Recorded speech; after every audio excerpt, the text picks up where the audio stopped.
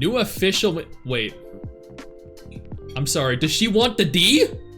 Is she going for his? What is that, chat? We have Azure Promilia leaked content. Is this leaked? New official media. Never mind. This is actual official media from Azure Promilia released by Manju themselves. Really? There's no way. What is going on here? We see the main character and then we see the cat girl. What else we got? Dude, these scenes are looking incredible. They're really well animated and incredibly fluid. Whoa. Chat, okay, so here's the thing, chat. Y'all know how stiff you're getting after watching this? Y'all know how stiff Genshin and Honkai Star Rail feel in all their cutscenes? The characters are just standing completely still, right? Stationary. In Wuthering Waves and Zenless Zone Zero, the characters are much more expressive, much more fluid, right? They move a lot more, and they show a lot more emotion and expression. So I said, I think at some point at the end of last year, Wuwa and Zenless are going to redefine how gachas are made. They're gonna redefine how cutscenes are displayed, how action combat is developed and integrated into their games. And people told me, no, Stix, you're wrong. ZZZ and Wuwa are nothing special when it comes to cutscenes or combat or expressions or fluidity of movement and animation. No, Stix, you're wrong, especially Wuwa. Wuwa sucks. That's what I was told. Wuwa ain't got nothing on Genshin Impact. That's what I was told. Now, fast forward just a year, it's 2025, the middle of 2025. Not only does Neverness to Everness have incredibly fluid cutscenes, arguably the best part of the entire game, but then we have games like Azure Promilia here, taken from the game itself, exhibiting incredible animations, incredible expressions, and fluidity in terms of character movement. Look at this.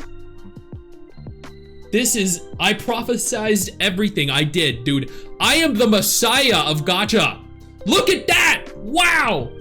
Dude, she literally pulls out the meat. She went in there and she pulled out that meat. She wants it, chat. There's so much expression though in her face and her, you know. I don't know if you can see it, but it's right here. Yep. So this definitely went from a. So I think at a point where Azure Promilia I was really anticipating, but at the same time I just thought it was gonna be like a, I don't know, kind of a sedentary in terms of cutscene kind of game, right? I didn't think it was gonna have really expressive or animated characters, but I was wrong. Oh. Okay.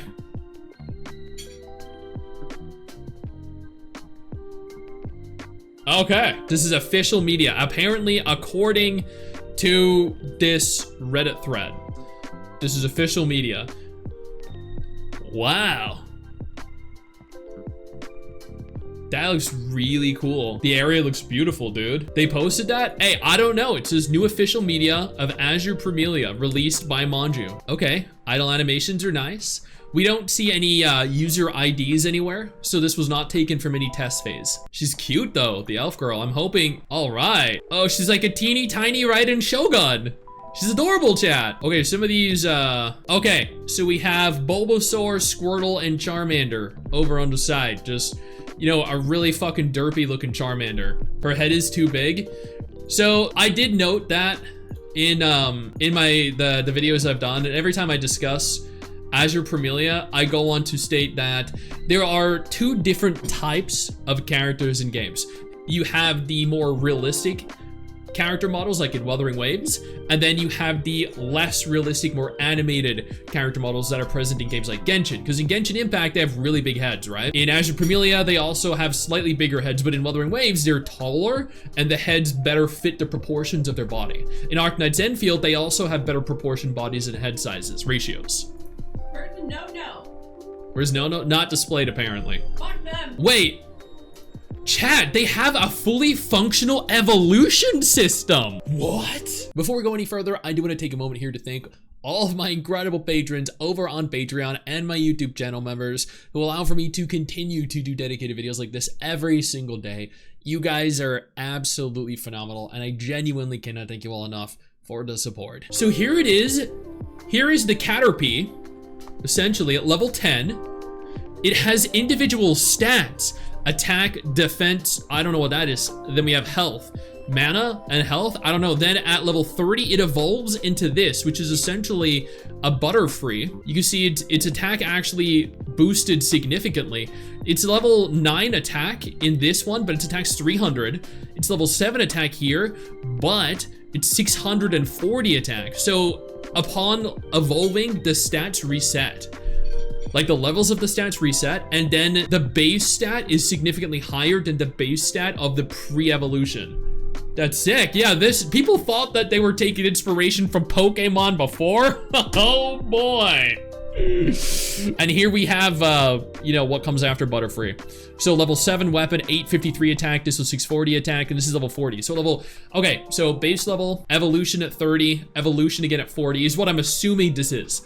I'm assuming this isn't Chinese, and I know I can translate Chinese perfectly, but this doesn't show anything or go on to state anything about evolution, but this is sick. Beautifly, yeah, there you go. That is really cool. No, I love that. Dude, this is definitely gone up in placement in terms of anticipation of gacha games. Is that a piece of toast? No, never mind. That's a block of land, like a plot of land. Wait. You can have multiple homes? Oh, here's the combat. Chat, for the very first time, real, genuine, legitimate combat taken for the game. So this is for PC. You see on the side, spacebar, left shift, E, and I think that's R or D. I hope that's not D. I think it's R, E and R over on the far side. And then you have a card system. You see this? You see the card system? And then up here, you have a DPS log.